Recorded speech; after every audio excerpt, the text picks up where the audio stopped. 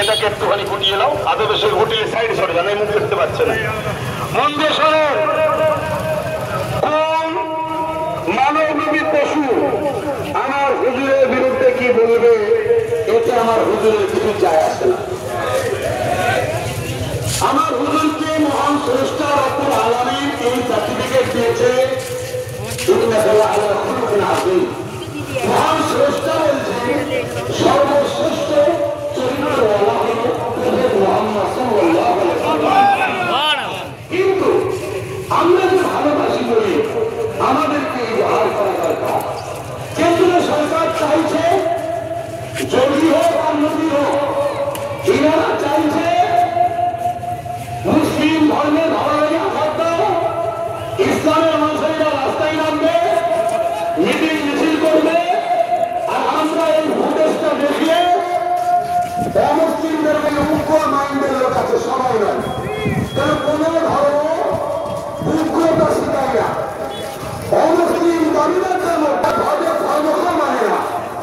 একদল আছে উগ্র মাইন্ডের, তাদেরকে এই কেন্দ্রীয় সরকার ভুল বুঝিয়ে নিজেদের ভোট ব্যাংকে বন্দী করার জন্য বারবার ইসলামকে আঘাত দিচ্ছে, যাতে করে এই মেসেজ আমাদের কাছে যায় আর আমরা সেই রাস্তায় নামি, আমরা আন্দোলন করি, মিছিল মিটিং করি, যাতে রাস্তাঘাটে পথচারী মানুষের অসুবিধা হয়, মানুষের দৈনন্দিন জীবনে যাতায়াতের অসুবিধা হয়। এতে তখন মুসলিম ভাইদের মধ্যে যারা সম্প্রীতি প্রেমী মানুষ তাদেরকেও যে বুঝাবে, দেখেছো কিভাবে মুসলমানরা রাস্তাঘাটে নেবে রোডে জাম করছে। এইটা হলো কেন্দ্রীয় সরকারের চক্রান্ত। আপনাদেরকে বলবো, কেন্দ্রীয় সরকারের চক্রান্তে পা না দিয়ে আমরা এটা যেমন মাথায় রাখতে হবে, যেমন আমরা ভারতবর্ষে তাদের বেঁচে নয়, এদেশ আমাদের বাপের দেশ, আমাদের সংগ্রামের দেশ। খ্রিস্টান, দলিত, আদিবাসী, সাঁওতাল, বাঙ্গি, কুড়ে, মুচি, যে হোক, যে ধর্ম মানে না এই দেশে জন্ম হয়েছে, আমাদের ভারতবর্ষ। কেউ যদি মনে করে রাজতন্ত্র চালাবো, তাদেরকে আমরা জানিয়ে দিই সাদা চামড়ার পুলিশ ধরে আমরা দাঁড়িয়েছি, কালো চামড়াকে চালাতে। এই দেশে সর্বধর্মের মানুষের জ্ঞানের অবদান আছে। সর্বধর্মের মানুষেরা এদেশের জন্য লড়াই করেছে, রক্ত দিয়েছে, জীবন দিয়েছে। কিন্তু আজ এই দেশে যেভাবে বিশেষ বিশেষ মুসলিম, দলিত, আদিবাসী, এসসি, এসটি, পিছিয়ে মানুষের বলে যেভাবে অত্যাচার চলছে, যেন মনে হচ্ছে এদেশে আমাদের কোনো অধিকার নাই। তাই এদেরকে অধিকার আছে কিনা নাই, আমাদেরকে গণতান্ত্রিক প্রক্রিয়াকে জবাব দিতে হবে। খেয়াল রাখবেন, আমরা জানি এদেশে সমস্ত সম্প্রদায়ের মানুষ যেভাবে রক্ত দিয়েছে, দিল্লি থেকে লাহোর পর্যন্ত, তখন তো দেশ বা ভাঙলে সত্য ভারতবর্ষে ওলামাদের রক্ত এবং ফাঁসিতে ঝুলিয়েছে, এদের স্বাধীন হয়েছে। ইংরেজিতে সব থেকে বেশি মুসলিম সম্প্রদায়ের নাম আছে, কিন্তু আমরা ওটা নিয়ে দেশের মধ্যে বিভাজন তৈরি করাকে পছন্দ করি না। তাই আজকে আপনাদেরকে বলবো, আমাদের জামিয়াপাড়া থানার প্রশাসন মন্ত্রীরা আছে, যথেষ্ট আমাদেরকে সহযোগিতা করেছে। কিভাবে সহযোগিতার স্বার্থে আমরা রাস্তা বন্ধ রাখবো না। তাই আমার ভাই পীরজাদা সৌসির দিকে ভাইরা রয়েছে, তিনি শুধু দু একটা কথা বলবেন, অনেক প্রমাণ শেষ হয়ে যাবে। কেন? আমার রসুলের আদর্শ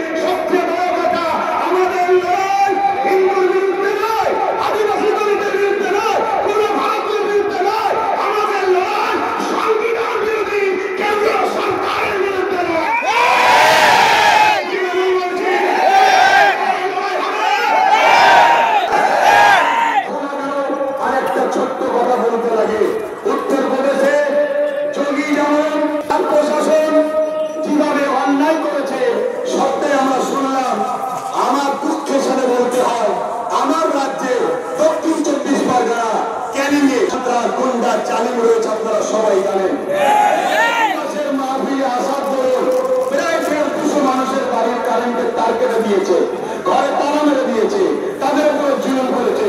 তাই রাজ্য সরকারকে বলবো, তোমার এই পাগলা কুকুর সামলাও।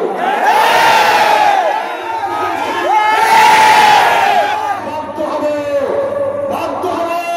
যেমন দেশের বিরুদ্ধে লাগলে তখন হাত তুলতে বাধ্য হবো, সংবিধানের বিরুদ্ধে লাগলে হাত তুলতে বাধ্য হওয়া যাবে না।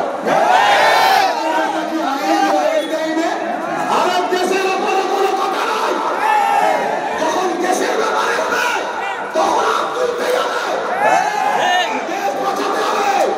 ঠিক তেমনই যিনি দেশকে প্রেম করা শিখিয়েছে, সংবিধানকে মান্যতা, দেশের আইন ব্যবস্থাকে শ্রদ্ধা করা যিনি শিখিয়েছেন, তামাম পৃথিবীর তামাম কায়নাতের সুলতান হযরত প্রফেট মুহাম্মদ সাল্লাল্লাহু আলাইহি ওয়াসাল্লাম, তিনি বলেছেন দেশকে ভালোবাসো, তিনার কথাই দেশকে ভালোবাসি। অতএব সেই রাসূলের উপরে আঘাত দিয়ে রাজ্য সরকারকে বলবো, পাগলা কুকুর সামলাও। আমার ভাই একটু ছোট্ট করে বলে দোয়া করবেন। আর একটা ভাই, এখানেই শেষ, আর কোনো কথা নাই। আপনারা যে যেখান থেকে এসেছেন সুস্থ ভাবে যাবেন।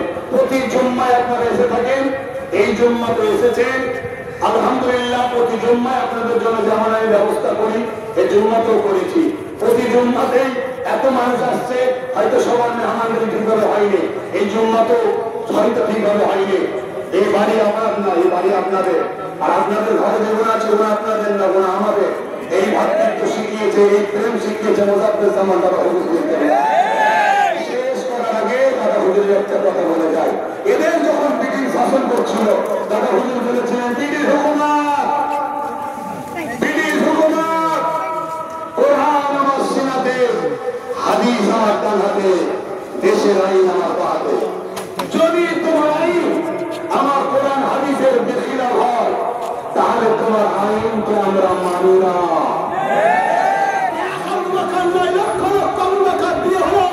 ইসলাম বিরোধী আইনকে মানব না। সে আবু বকরের আপনারা আওলাদ, আমিও আওলাদ।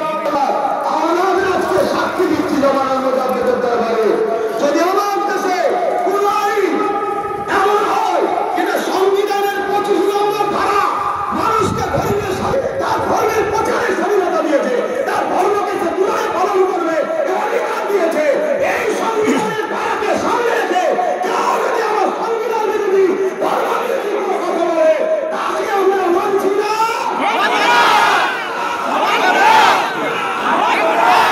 প্রধানমন্ত্রী হতে পারে, রাজ্যই হতে পারে, আর রাজ্যের সে হতে পারে। সম্মান নেবার চেষ্টা করুন, সম্মান দেবো।